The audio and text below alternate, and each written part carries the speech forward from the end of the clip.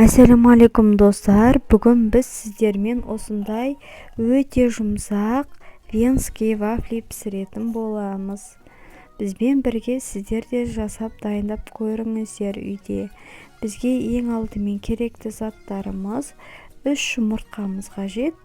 3 жұмыртқамызды алып бір ыдысқа салып алатын боламыз. Неге жұмыртқаларымыз салып алдық. Енді осының үстіне 100 грамм қантымызды өлшеп салатын боламыз. Енді осы жұмыртқамыз бен қантымызды алып, жақсылап миксерлеп, әппақ болып қантымыз ерігенше жақсылап араластырып алатын боламыз.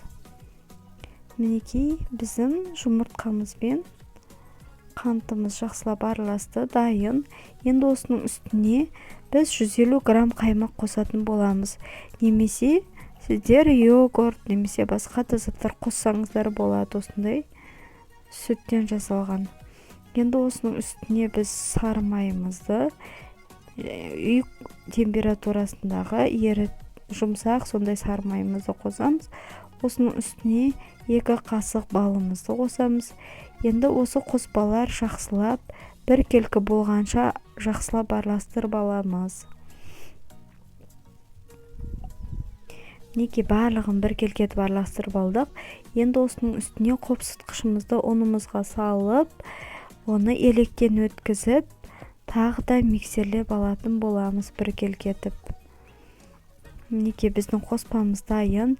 Енді біз бұны арнайы, яғни осындай мен печканы пайдаланам. Осы қалпына салып, вафлидің арнайы формасына салатын боламын.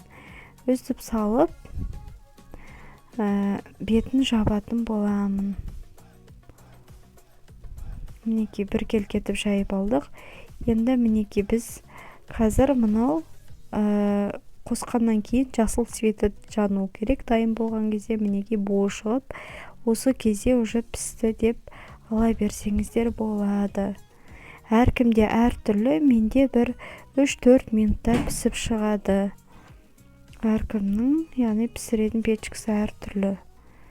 Мінекей өстіп, барлығын 3-4 минутта өстіп, жеке-жеке салып алып пісіретін боламыз. Мінекей біз осы дайын болған қоспамыз өте көп те емес, аз да емес, біркелкі етіп қана өстіп жайып салып аламыз.